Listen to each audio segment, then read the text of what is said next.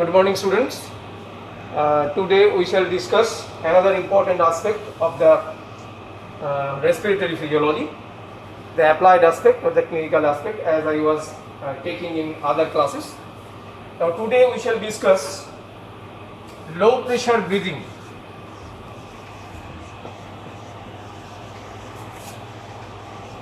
Low pressure breathing, number one. Number two, mountain sickness.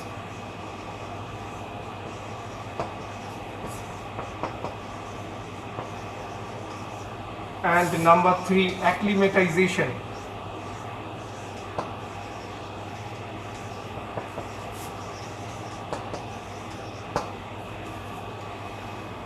So these are the three important aspects of the high altitude physiology which we shall discuss today. The applied aspect. This will also be included in your early clinical exposure column of your syllabus. Now this particular thing, that is the number one, low pressure breathing, usually occurs in high altitude.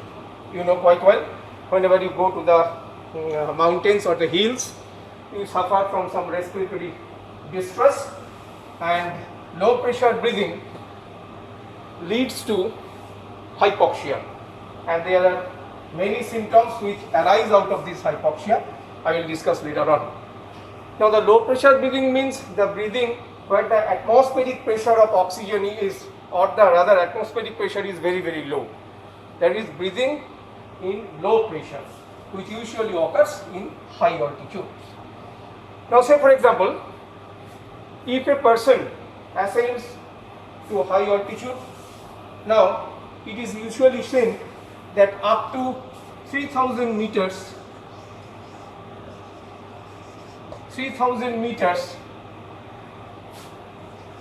he suffers from hyperventilation.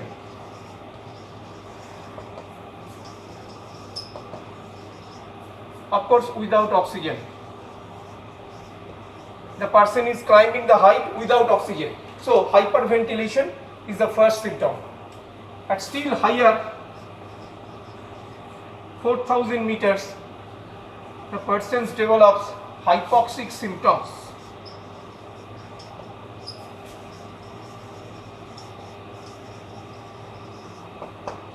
Hypoxic symptoms, you know quite well what are the symptoms. I am also going to discuss them. Now still higher, 5000 meters, there is severe hypoxic syndrome.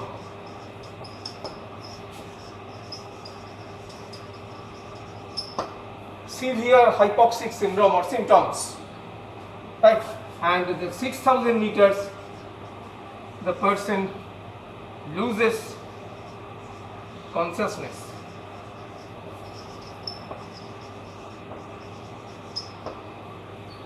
Remember, all these are without oxygen. Now, without oxygen, these are the different altitudes or heights where the person suffers from a number of problems. 3000 meters, hyperventilation, the person starts breathing both in rate and depth. Then, if he or she ascends more height, hypoxic symptoms develop. Then, if the height is increased further, there is development of severe hypoxic symptoms. The person may become ill right at that height, and at 6000 meters, virtually, the person loses consciousness. Now, these problems can be abated by breathing 100% oxygen, of course, in atmospheric pressure. 100% oxygen in atmospheric pressure. Now, if the same person ascends with 100% oxygen, 100% O2 with pressure of 760 mm Hg, that is a normal atmospheric pressure in the plain land, but at the sea level rather. Then if this is maintained from a pressurized chamber or from a tank which is attached to his back and via the tubes to his nose or nostrils, then the person usually do not develop any symptoms even at 6,000 meters height.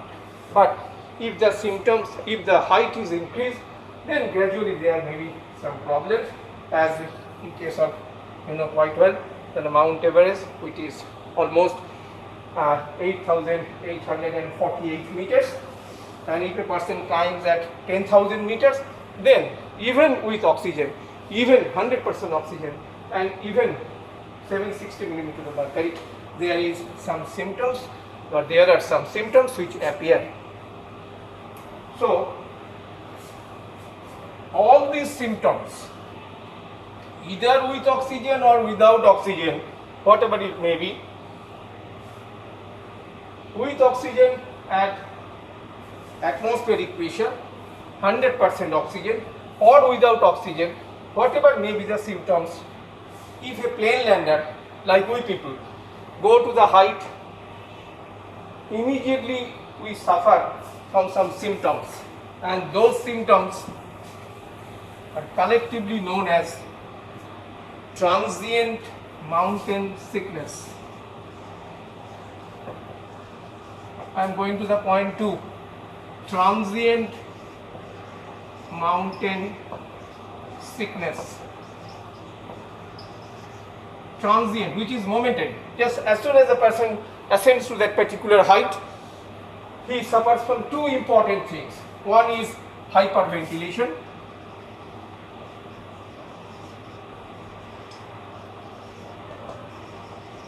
Ventilation, which is reflected as breathlessness. The person suffers from breathlessness. And the second one is the palpitation. Palpitation, which is due to increased cardiac output.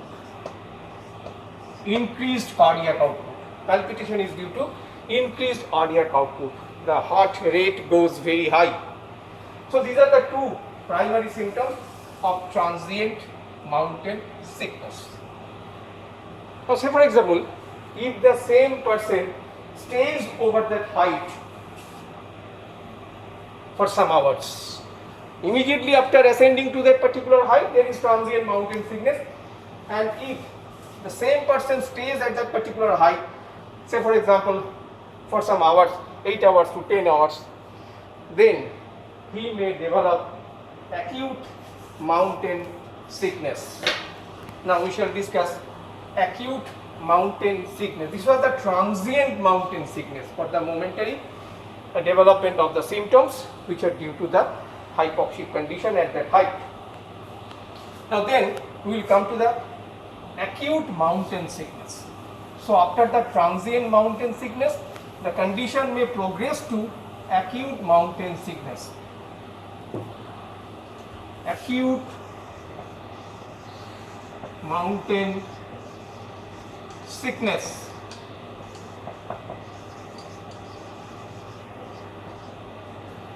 Which usually develops within a day of arriving at that height.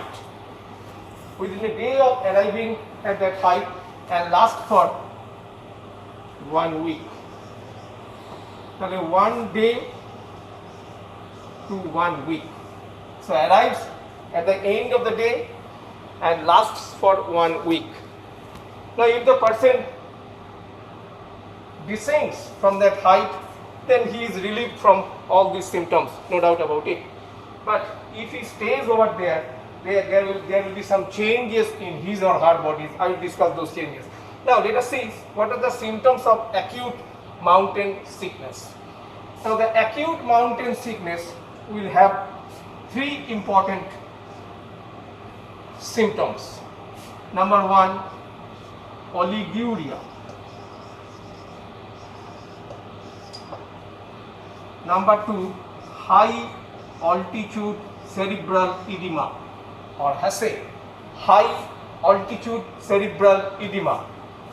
And number 3, which is the deadly one, high altitude pulmonary edema, or HAPE.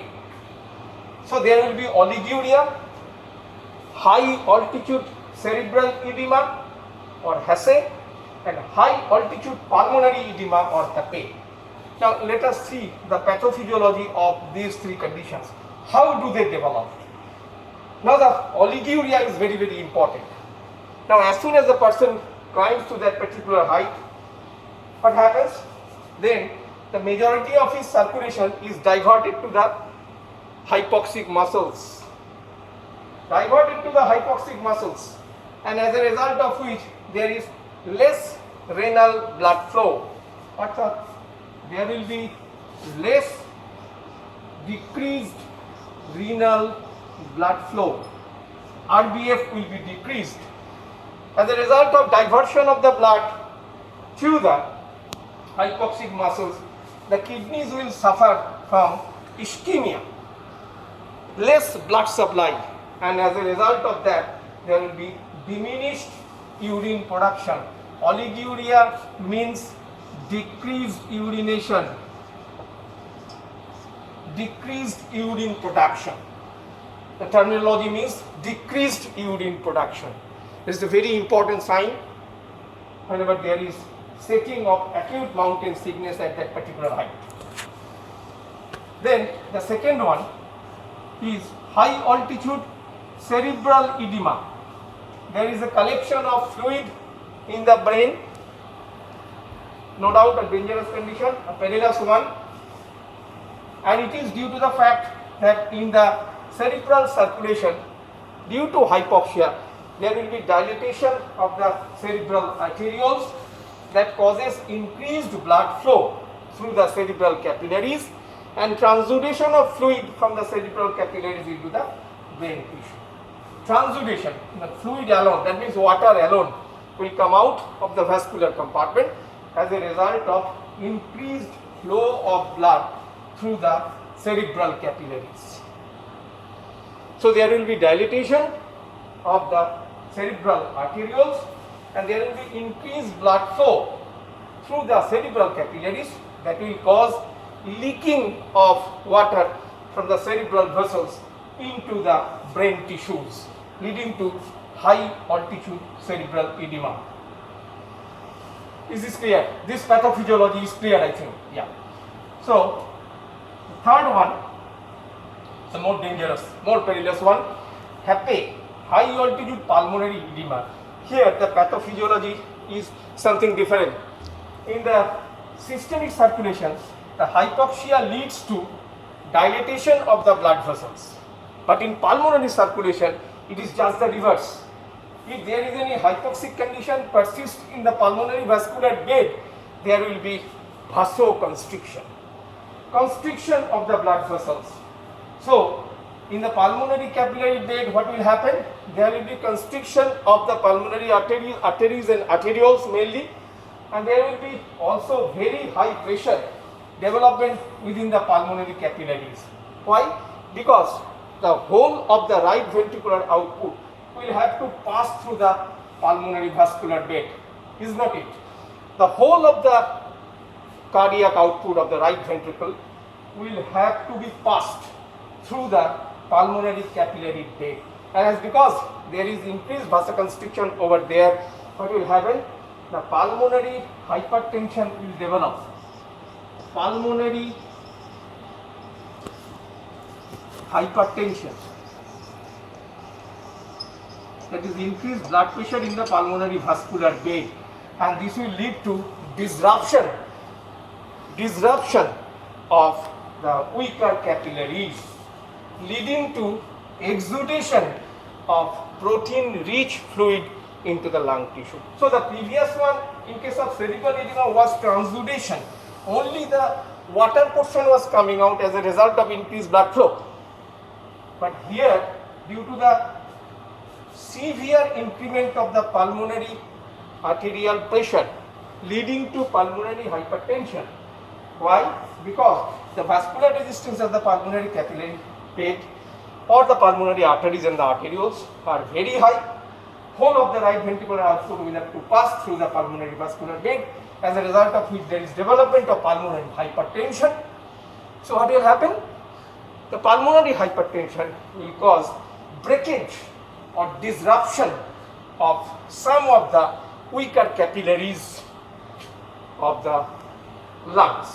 So as a result of which there will be exudation of fluid rich in protein because it contains the blood. Simple thing, the blood will come out. We call it exudation because it contains the protein along with it. Transudation means only the water will come out.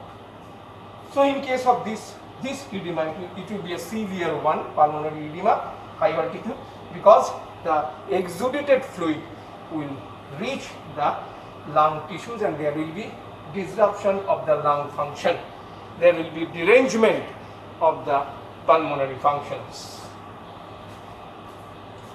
So this is clear, I think.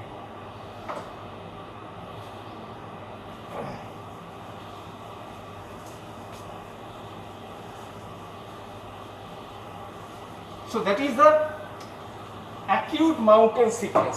So if there is an acute one, there must be a chronic one. So what is chronic mountain sickness?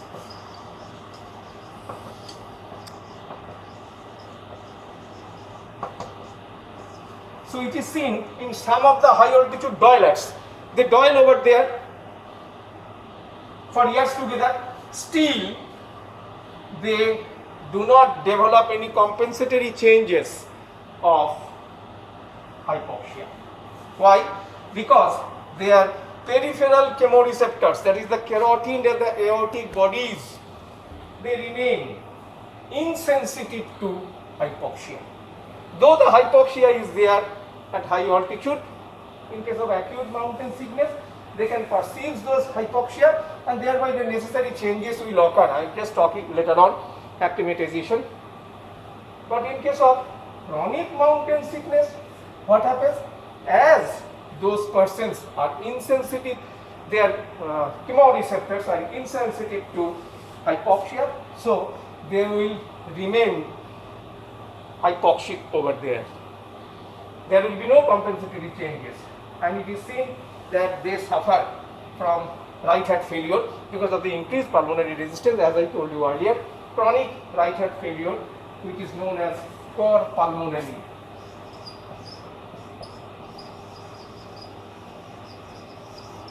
The right heart failure.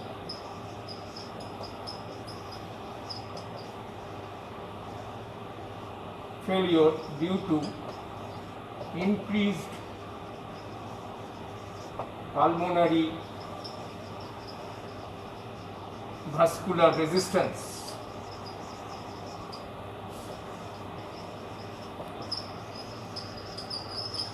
Increased pulmonary vascular resistance. So this is chronic mountain sickness. They remain over there. They withstand all those symptoms of hypoxia, but they cannot respond to the hypoxia because their receptors, chemoreceptors, which sense hypoxia, are insensitive to lack of oxygen, and that's why they do not develop any compensative changes. They hyperventilate regularly. Though this hyperventilation does not abate the changes which has already occurred in their system. On the contrary, they may develop right heart failure known as cor pulmonale due to increased resistance offered by the pulmonary circulation. Is this clear? So that is about the chronic mountain sickness. Now we will go to the third and the last point, that is acclimatization.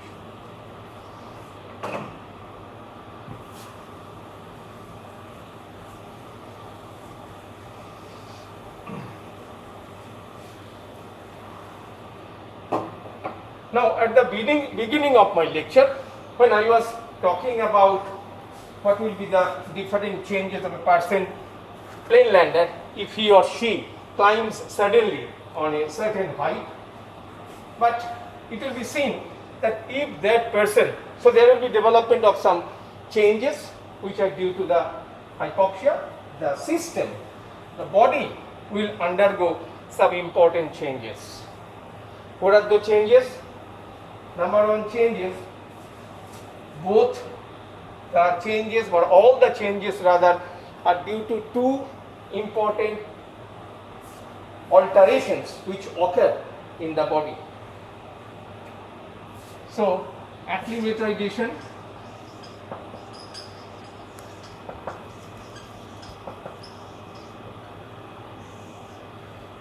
what is acclimatization? Adaptive changes in the bodies or in the biological system of a person when he or she attains a certain height, a plain lander of course, and stays there for a considerable period, that is more than 1 month or 2 months, right?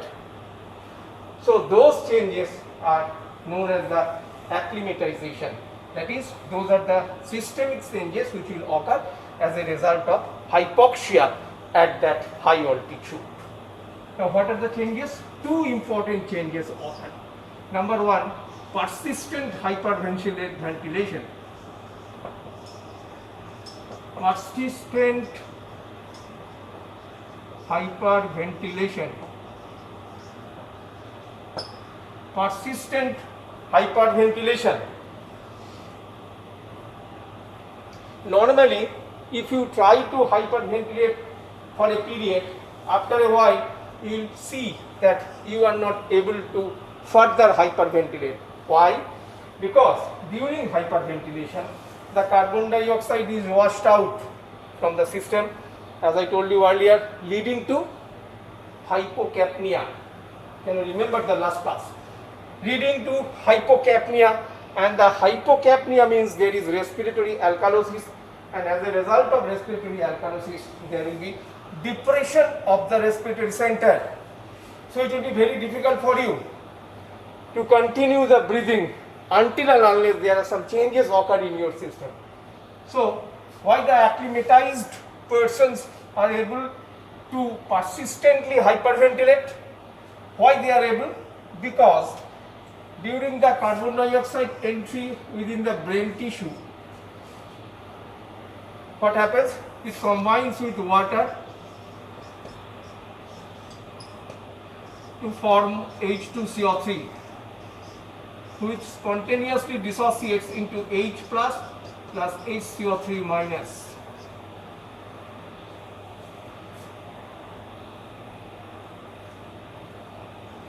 So H2O or carbon dioxide, after getting combined with the water inside the brain interstitial tissue, it produces H2CO3, that is carbonic acid, which is dissociated spontaneously to H plus and HCO3 minus. So the main problem is this bicarbonate ion. If this bicarbonate ion can be expelled from the brain tissue, then you will be able to continue your hyperventilation. How? So actually what is seen, that in the blood-brain barrier, there is a blood-brain barrier. At the blood-brain barrier there are HCO3 pumps.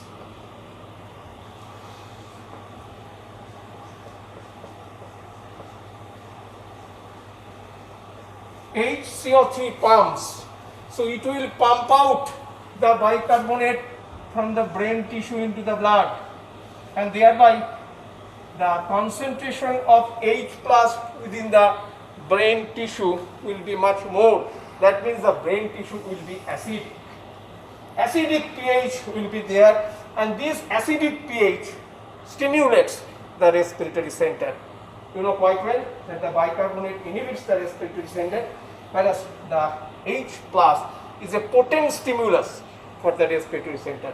So nature has taken advantage of inserting a bicarbonate pump in the blood-brain barrier. This is the blood-brain barrier, BBB or blood-brain barrier, and this blood-brain barrier is endowed with bicarbonate pumps, and as a result of this bicarbonate pump, the formed bicarbonate within the brain tissue are pushed into the blood, leading to increased hydrogen concentration within the brain fluid, or acidic pH within the brain fluid, and that continues to support the hyperventilation. Am I clear? And in an acclimatized person, you may tell that what is the fate of this bicarbonate ion. If this bicarbonate ion is added into the blood, there will be increment of the blood pH from 7.4. But these bicarbonate in those persons are readily excreted by the kidney. Readily excreted by the kidney, leading to alkaline urine. Leading to alkaline urine. Normally the pH of urine is acidic, but it becomes alkaline when this hyperventilation occurs in those persons who are acclimatized to that particular height. So is this clear?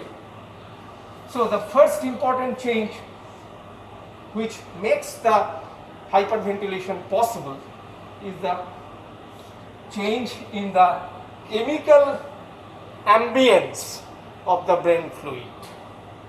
The chemical ambience is changed, as a result of which there is low pH formed in the brain tissue, which stimulates the respiratory center unabated. And that is the reason that in spite of carbon dioxide washout, the acclimatized person still can maintain hyperventilation in the same rate. Is this clear to you? I think it is clear. 2. Shift of the O2 dissociation curve. Perhaps you know it, I am not going to the detail.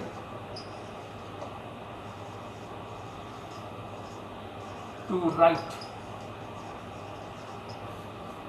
Shift of the oxygen hemoglobin dissociation curve to the right side. It is a very, very important change which occurs, and right shift means there will be more unloading of oxygen to the tissue. The affinity of the hemoglobin for oxygen will be diminished if the right shift occurs. You know quite well, it has been taught, I know.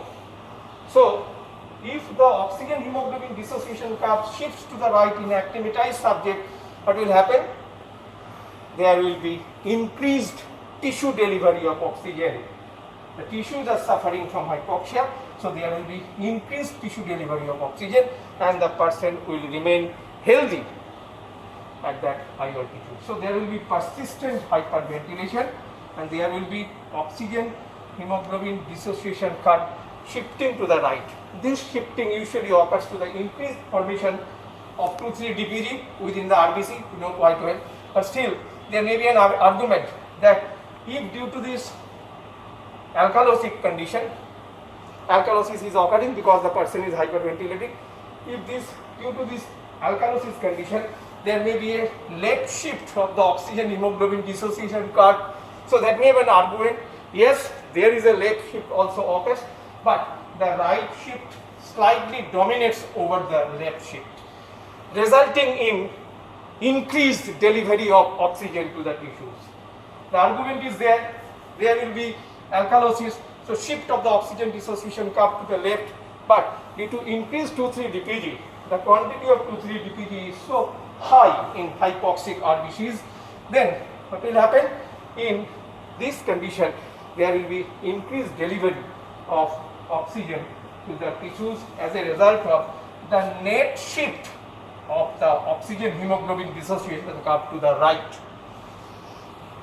Some left shift is there, some right shift is there due to two different chemical causes, but the right shift will dominate over the, fortunate enough that the right shift will dominate over the left shift, and as a result of which there will be increased delivery of oxygen to the tissues.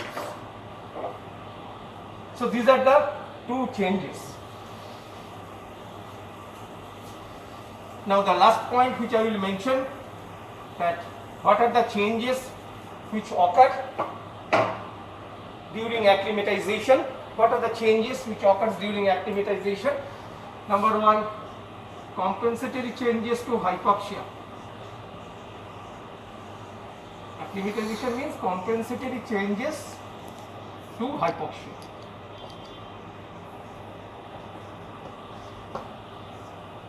This leads to acclimatization.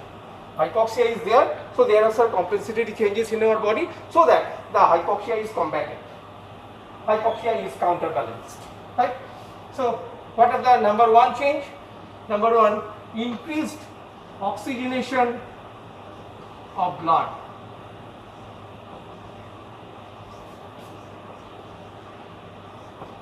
increased oxygenation of blood that occurs through number 1 hyperventilation,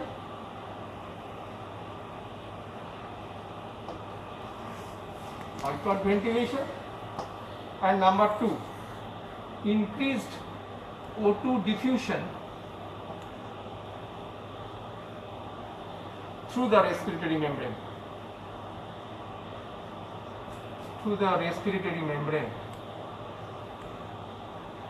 Increased O2 diffusion through the respiratory membrane. Naturally, hyperventilate will imbibe more oxygen into the system, and that oxygen will go into the lungs and thereby will be diffused much more through the respiratory membrane to get entry into the blood, pulmonary circulation.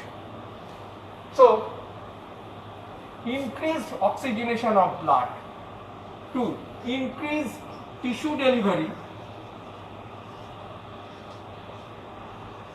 of O2. For this, what is needed? Increased tissue delivery of O2. What is needed? Needed is increased cardiac output, increased RBC count, polycythemia, which is due to the erythropoietin secretion from the hypoxic kidney. Increased RBC count, number 1. Number 3. Number 1 is increased cardiac output, increased RBC count. Number 3, increased capillary density in the tissue throughout the body. Increased capillary density, increased myoglobin, so muscle hemoglobin, so increased myoglobin. So these are the changes which lead to tissue delivery of, and the last but not the least is the shift to right. Shift to right means oxygen hemoglobin dissociation curve will shift to right. Okay. So these are the changes which facilitate the tissue delivery of oxygen in an acclimatized person at high altitude. And the third one, I am writing just over here. First one is the increased oxygenation of blood. Second one, for acclimatization, increased tissue delivery of oxygen by these causes. And third one is increased metabolism or utilization of oxygen into the tissues. Increased O2 utilization into the tissue by increasing what? The number of mitochondria,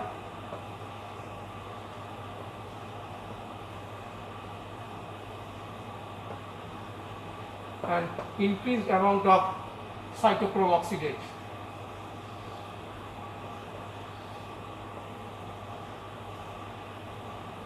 Cytochrome oxidase enzyme. So these two are the oxygen utilizing machinery of our cells. That is mitochondria, and within that mitochondria there is this cytochrome oxidase system is there, which utilizes the oxygen to produce energy. So there will be enhancement of that capacity too. So in acclimatized person, these are the changes which is occurring so that the person can remain almost symptom free at that particular height. But it takes at least 1 month or 1.5 months to develop. The lowlander will have to stay at that particular height so that the time must be allowed for these compensatory changes to occur. So that's all for today.